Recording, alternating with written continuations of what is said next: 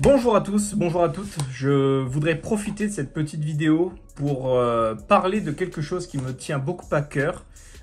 Cette chose, c'est le redoublement à l'université. Je voudrais vous en parler parce que ça a été une expérience assez traumatisante, on va dire, enfin traumatisante à mettre avec des guillemets, mais ça a été extrêmement difficile pour moi qui n'avais jamais redoublé finalement.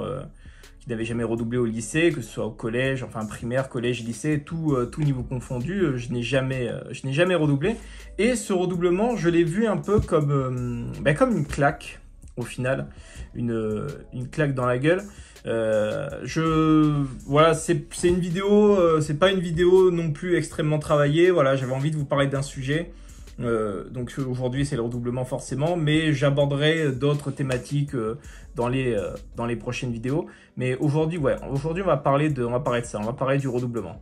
Comment j'ai vécu mon redoublement à l'université? Alors, il faut savoir que ça a été un peu particulier parce que les 2 semestres en fait de L1 d'histoire ont été complètement opposés l'un à l'autre. C'est-à-dire que mon premier semestre, j'avais réussi tous les TD. Mais je n'avais pas réussi les partiels des cours magistraux, ce qui fait qu'au final, je me retrouve en dessous de 10. Donc du coup, je me dis, ok, donc le 2e semestre, au final, refais ce que tu as fait pour les TD, mais fais la même chose pour les CM. Ce que j'ai fait, et effet escompté au deuxième semestre, j'ai réussi mes CM, mais j'ai loupé mes TD. Donc du coup, ce qui fait que je me retrouve encore une fois avec une moyenne négative, tout juste en dessous de 10. Je vais au rattrapage, mais voilà, je ne suis pas sûr de mon coup, je n'y arrive pas, je me foire.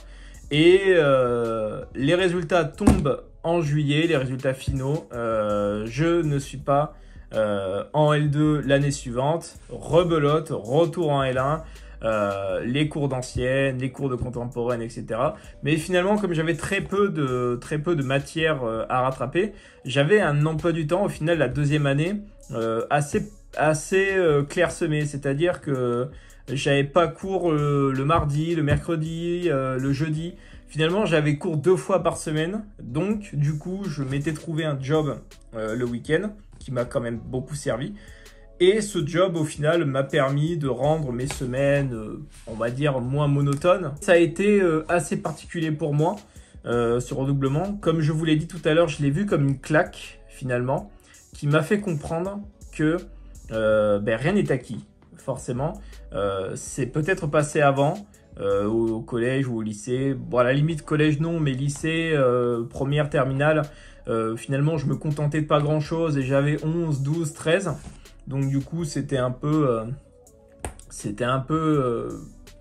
de l'acquis finalement pour moi parce que je m'étais habitué à ce genre de résultats. Et quand vous vous habituez sur plusieurs années à des résultats, l'année en question, l'année de la L1, je me suis dit, bon, je vais réviser ce que j'ai fait en plus. C'est pas comme si j'avais vraiment rien branlé. Mais il y a des choses que j'avais pas assimilées dans les méthodes, suivant la discipline, parce que en fonction de la discipline, que ce soit histoire antique, enfin histoire ancienne, histoire médiévale, histoire contemporaine, les méthodes varient un tant soit peu en fonction des disciplines. Et il y a des choses que j'ai assimilées dans une matière, enfin dans une discipline, que j'ai assimilées dans d'autres, mais c'était un peu clairsemé. Et ça s'est ressenti au final au niveau des résultats, 9,5, 9,8. Au final, j'étais très proche de la moyenne, mais il manquait ça. Et malheureusement, à l'université, ce petit truc qui manque, ça peut vous faire foirer une année. Et c'est ce qui s'est passé. Personnellement, je l'ai vu comme un échec. Et cet échec, au final, aujourd'hui, je l'ai assimilé. Je l'ai assimilé. Et à chaque fois que je réalise des recherches, que je fais un travail demandé, un compte rendu de lecture, que je réalise un exposé, je me rappelle toujours de ce moment-là où je m'étais foiré en fait. Et à chaque fois, je me dis, ok, tu t'es foiré la première fois, tu t'es foiré à cet exposé, telle discipline, tel mois de la première année. Pourquoi tu t'es foiré? En fait, je me pose la question à chaque fois, pourquoi?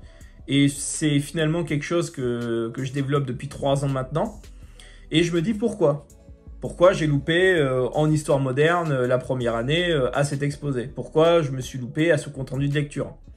Je reprends mes anciennes notes et à ce moment-là, bon, je les reprends pas toutes à chaque fois parce que je les ai pas forcément conservées, mais mentalement, en fait, je me remémore ce moment-là, le moment du devoir, par exemple, et je me dis, ok, qu'est-ce qui a pas marché ce jour-là? Je me pose cette question, et dans ma tête, je me dis, il faut que j'analyse mes erreurs.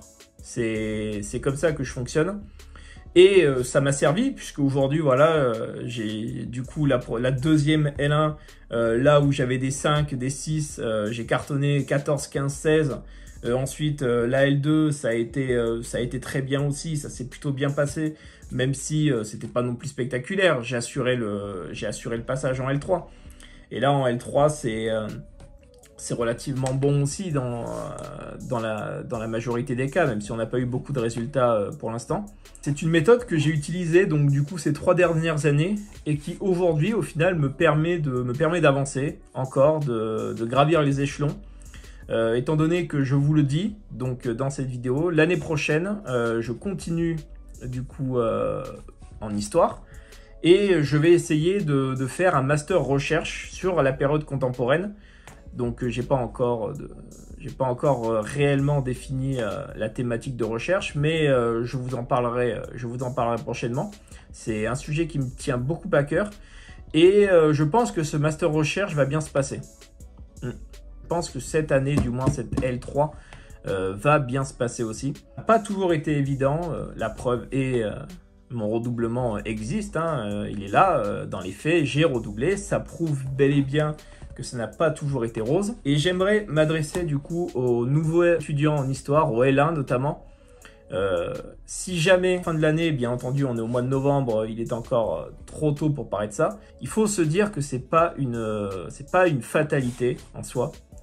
Parce que le redoublement, c'est un peu comme lorsque vous chutez. En fait, quand vous apprenez à faire du vélo, je vais utiliser une métaphore complètement pourrie, mais qui marche très bien.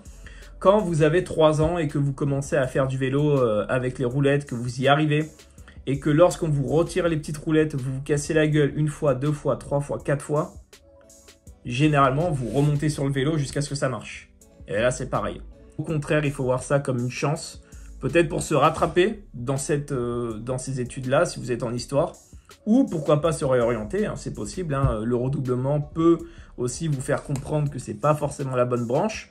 Vous pourriez aller dans une autre branche et totalement cartonner. Ça arrive très fréquemment aussi. Hein. Beaucoup d'étudiants n'y arrivent pas dans une discipline, essayent dans une autre et cartonnent. Hein. Ça arrive à chaque année. Ces derniers temps, j'ai eu beaucoup de travail. Donc, ce qui fait que j'ai très peu été présent sur Instagram ou sur YouTube. Et aujourd'hui, j'ai profité de mon temps libre pour tourner cette petite vidéo. Une petite vidéo un peu pas faite sur le tas, parce que ça fait des semaines, enfin ça fait des jours du moins que je me dis que je dois faire une vidéo sur le redoublement. Donc j'ai pris ma caméra, j'ai posé et je me suis dit ok, tu dois leur parler, parle-leur de ton redoublement, parle-leur du redoublement en général. On redouble et on file comme l'éclair. Et si jamais vous êtes étudiant en L1, dites-vous que l'année vient juste de commencer, on est au mois de novembre. Ne pensez pas au redoublement, au passage en L2, etc. Focalisez-vous sur vos disciplines, focalisez-vous sur ce que vous faites, sur vos recherches. Je ferai des vidéos pour vous donner des conseils sur les révisions. Forcément, en histoire, ces conseils s'adresseront aux étudiants en histoire, mais ça peut aussi s'adresser à tout autre étudiant à l'université en L1, que ce soit du droit à la limite, de l'éco-gestion, que ce soit de la littérature, que ce soit de la musicologie, que ce soit au final tout.